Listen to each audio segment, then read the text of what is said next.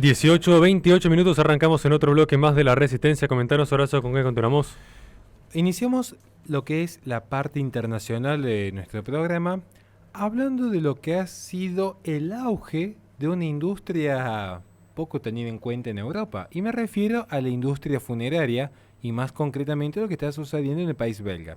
Y sucede que la industria funeraria no es un sector donde la moral esté a media asta dentro de lo que es el Reino de Bélgica. La Comisión Federal Belga para el Control y Evaluación de la Eutanasia publicó sus resultados finales en torno al año 2023. Allí el organismo regulador registró 3.423 casos de pacientes que terminaron con sus vidas amparados por la ley sobre lo que se va a llamar el suicidio asistido.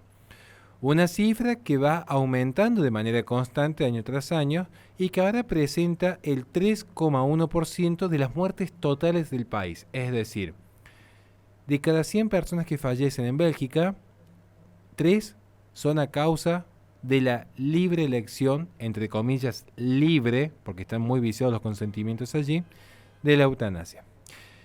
El 48,6% de estas prácticas se llevaron a cabo dentro de una casa, el 17,4% en residencias de ancianos, que es allí donde yo empiezo a poner en tela de juicio cuando escribo mi primer libro el concepto de libertad, porque hay varios juicios que demuestran que han sido forzados algunos ancianos a tal práctica.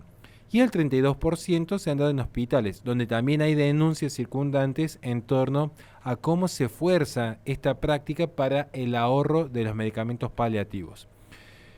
Pero acá tenemos que tener un particular cuidado, porque puede suceder con una suerte de colisión de trenes, donde un tren puede ocultar otro tren, que haya un dato mayor. Un estudio científico estadounidense publicado recientemente en el Journal of Pain and Symptom Management estima que la cifra de eutanasias declaradas generalmente conviene añadir entre un 25 y un 35% extra. La gran mayoría de los pacientes que optaron por este método de muerte autoinfligida tenían 70 años o más, mientras que el número de eutanasias entre todos los menores de 40 años sigue siendo por el momento más limitado. Incluso si una chica de 16 años ahora decide incurrir en esta práctica, desde el año 2014 puede ser incorporada. Pero, insisto, todavía se mantiene un número más restringido aquí. Si bien el primer motivo para solicitar esta práctica sigue siendo el cáncer, que representa un 55,4% de los motivos que llevan a una persona a ingresar a esta área, las polipatologías son cada vez más invocadas, incluso cuando la muerte no se espera a corto plazo. Es decir, que paulatinamente se está yendo de casos drásticos a casos de lo que se conoce como de confort. Otra aclaración proporcionada por la Comisión Federal Belga es que, de hecho, lo que más recurrieron a este tipo de prácticas son los varones, lo que confirma que la eutanasia concierne más a ciertos sectores que, por añadir otro dato, también se marca una mayor tendencia dentro de los espacios más pudientes. Esto a mí, a título personal, me permite inferir que el sentido de la vida se haya más arraigado en gente que, dadas sus circunstancias, están más desprendidos de lo material que aquellos cuya existencia depende estrictamente del goce material. Por lo tanto, si la vida de uno depende del goce material, es lógico que ante una situación de sufrimiento o adversidad haya una mayor tendencia a querer terminar con la propia existencia. Mientras que si uno ya entiende que la vida es más que lo material, puede sobrellevar cierto sufrimiento, cierto dolor, cierta penuria con mayor estoicismo. Bélgica, de hecho, y con esto cierro, es un ejemplo perfecto de lo que le va a pasar al resto de Occidente, partiendo como Francia, de ejemplo paradigmático, donde la antinatalidad se hace vigente, pero al mismo tiempo la eutanasia florece, donde paulatinamente empiezan a desaparecer las generaciones tanto pasadas como futuras, donde en esta apuesta al eterno presente hay una sociedad que lentamente muere por abrazar rápidamente la muerte. Vaya paradoja que se está generando en un occidente que, habiendo abandonado sus raíces tradicionales, se halla envuelta en esta vorágine de progresismo que, mediante las ideas de la libertad absoluta, mediante las ideas del non serviam, en definitiva terminan proponiendo que ante un sistema nihilista queda solo la nada. Ante un sistema que curiosamente pretendía promover el progreso indefinido, finalmente el progreso es hacia la nada, hacia la muerte misma, hacia el no ser, como está sucediendo una vez más no solo en Bélgica.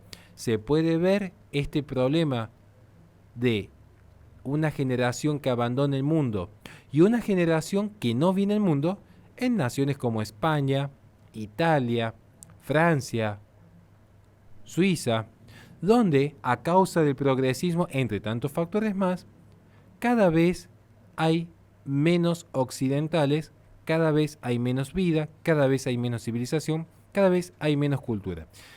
No es difícil discernir esta retrospectiva en desarrollo que estoy planteando. La anticoncepción, como se supo predecir en su momento por parte de los que defendemos el orden natural, trajo consigo no solo el aborto procurado, sino que también trajo consigo las nociones bioéticas anglosajonas que permiten tomar como bien lo que objetivamente es un mal, lo que permiten tomar como bueno, en el caso que estamos hablando aquí, la muerte, que permiten tomar como bueno lo que objetivamente es un mal, porque la muerte es un mal, es la privación del bien debido.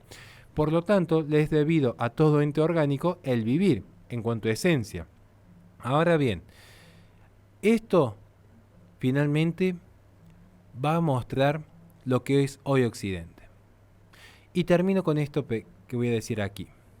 El proceso que está viviendo hoy la civilización occidental está exponiendo lo que es la deshumanización de los propios seres humanos, convirtiendo gradualmente a las sociedades que participan en este proceso en desiertos inhabitables. Y este es el precio que debemos pagar por haber rechazado el cimiento que debía fortalecerse en Dios y que ahora se encontró en la nada misma, pasando del antropocentrismo al nihilismo.